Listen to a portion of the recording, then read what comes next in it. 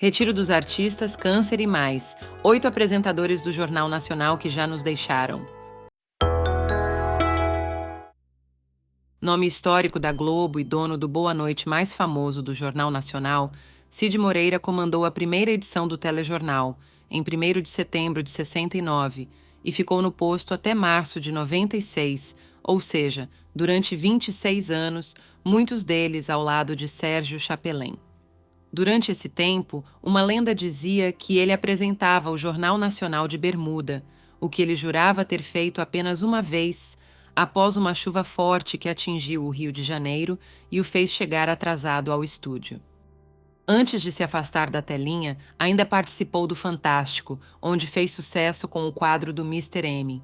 Cid voltou ao Jornal Nacional em 2015, na comemoração dos 50 anos da Globo, quando apresentou um bloco especial ao lado do antigo companheiro. O locutor, que também gravou inúmeros CDs bíblicos, enfrentava problemas de saúde há anos, conforme revelou sua esposa, Fátima Sampaio, como um quadro renal crônico desde 2002. Cid Moreira morreu no dia 3 de outubro de 2024, com 97 anos, de falência de múltiplos órgãos. Quem apresentou a primeira edição do Jornal Nacional ao lado de Cid Moreira foi Hilton Gomes, que ficou no telejornal até 72 e também ficou famoso pela apresentação do Festival Internacional da Canção, pela narração da chegada do homem à Lua e por reportagens históricas no exterior numa época onde era complicado fazer isso. Após deixar a Globo, ainda passou pela Bandeirantes antes de se afastar da telinha. Hilton morreu em 17 de outubro de 99, com 75 anos, após sofrer uma parada cardiorrespiratória. Berto Filho apresentou diversos telejornais da Globo nos anos 70 e 80, como o Jornal Hoje, mas também teve passagem marcante pelo Jornal Nacional. O locutor, que também passou pela TV Rio e pela Manchete, voltou para a Globo nos anos 2000, fazendo locuções no Fantástico, mas acabou deixando a emissora em 2008, após não ter seu contrato renovado. Morando no Retiro dos Artistas, ele morreu em 12 de março de 2016, com 75 anos, após lutar contra um câncer na garganta que se espalhou pelo cérebro. Um dos locutores mais famosos do Brasil nos anos 50 e 60, Heron Domingues ficou marcado pela presença no Repórter Esso durante muito tempo. Na Globo, ele comandou o Jornal da Noite e, posteriormente, o Jornal Internacional. Ele também apresentou edições do Jornal Nacional como substituto dos titulares. Em 9 de agosto daquele ano, ele noticiou a renúncia do então presidente dos Estados Unidos, Richard Nixon. Por um descuido da Casa Branca, a emissora captou tudo o que estava sendo mostrado no satélite e exibiu imagens do político sorrindo e fazendo piadas antes de entrar no ar e anunciar sua decisão, com o semblante fechado. Emocionado, Heron foi muito elogiado pela condução da notícia e foi jantar com amigos após o programa. Mais tarde, em casa, foi vítima de um infarto fulminante enquanto dormia, morrendo com 50 anos. Em entrevista, o próprio apresentador reconheceu que bebia e fumava em excesso, o que acabou prejudicando sua saúde. Famoso apresentador de telejornais da Globo nos anos 80 e 90, Eliakim Araújo comandou o Jornal da Globo e o Globo Repórter, mas também apresentou diversas edições do Jornal Nacional nos anos 80, principalmente nos sábados e durante as férias dos titulares.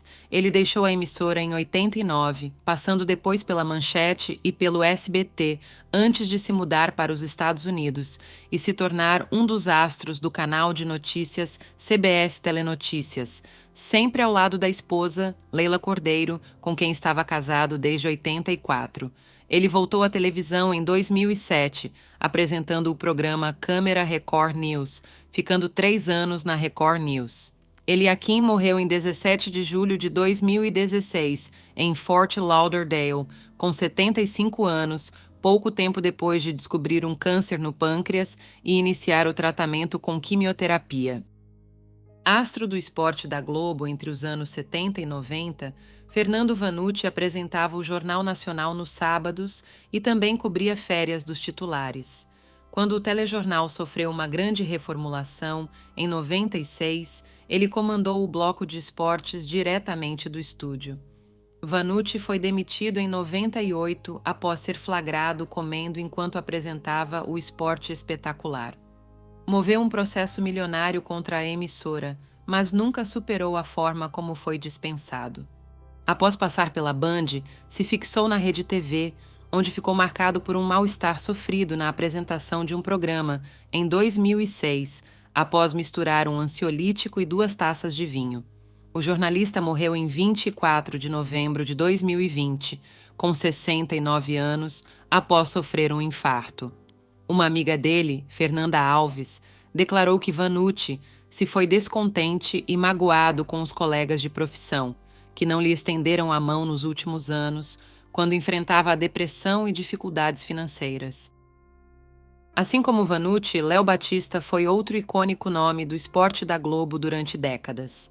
No jornalismo, ficou marcado por comandar a histórica edição do Globo no ar, na Rádio Globo, que anunciou a morte de Getúlio Vargas. Contratado pela Rede Globo em 70, foi titular do jornal Hoje e comandava o Jornal Nacional nos sábados e nas folgas dos titulares, além de mostrar os gols do Fantástico nas noites de domingo e apresentar o Globo Esporte e o Esporte Espetacular por décadas. Trabalhando ativamente na emissora até pouco antes de sua morte, Léo nos deixou em 19 de janeiro de 2025, com 92 anos, pouco depois de descobrir um câncer no pâncreas. Pouca gente se lembra, mas Paulo Henrique Amorim chegou a apresentar edições do Jornal Nacional nos anos 90, como substituto dos titulares. O jornalista, que foi correspondente da Globo nos Estados Unidos por muitos anos, depois teve passagens por Band, Cultura e Record, onde se fixou a partir de 2003. Ele nos deixou em 10 de julho de 2019, com 76 anos, após sofrer um infarto fulminante, pouco tempo depois de ter sido afastado pela emissora da apresentação do Domingo Espetacular. Lembra desses apresentadores do Jornal Nacional? Qual era o seu preferido? Conta pra gente nos comentários.